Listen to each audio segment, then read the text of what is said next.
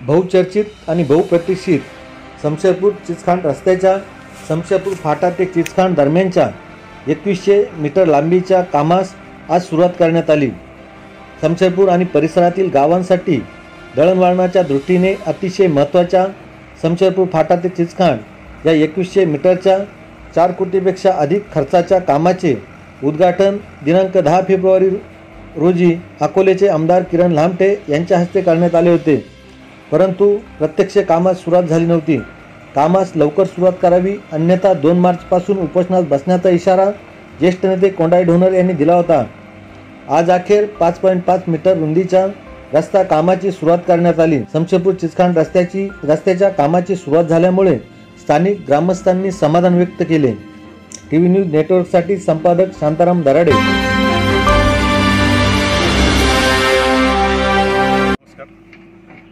10 फेब्रुवारीला चिचखांड ते शमशेरपूर या रस्त्याचं उद्घाटन लोकप्रिय आमदार डॉक्टर किरणजी लामटे साहेब यांच्या निधीतून झालं। परंतु आता मध्यंतरी अनेक विरोधकांनी सांगितलं की नारळ फुटलं परंतु कामाची सुरुवात झाली नाही।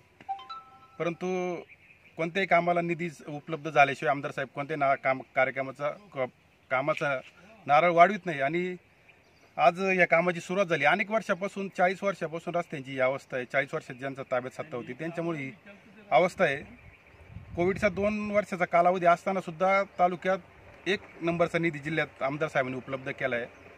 सर्वात जास्त निधी तालुक्यात आणण्याचं काम आमदार साहेबांच्या माध्यमातून झालं आहे। तालुक्यात प्रत्येक रस्त्याला, प्रत्येक वाडीला, प्रत्येक गावाला काम दिलं आहे आणि म्हणून उगीच काहीतरी अप्रचार करायचा की नारळ वाढवले कामाची सुरुवात नाही म्हणून अशी चुकीच्या अफवा कोणी पसरवायचं काम करू नये। पाण्याचं अतिशय योग्य नियोजन आमदार साहेबांच्या कालावधीत झालेलं आहे।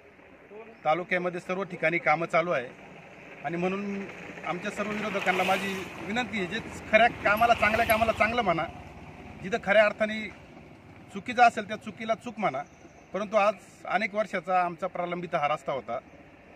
अनेक वर्षापासून या रस्त्याची मागणी होती आणि या रस्त्याला मोठ्या प्रमाणात निधी आमदार साहेबांनी उपलब्ध केला आहे म्हणून आम्ही सर्व ग्रामस्थांच्या वतीने त्यांचा आभार मानतो आणि थांबतो।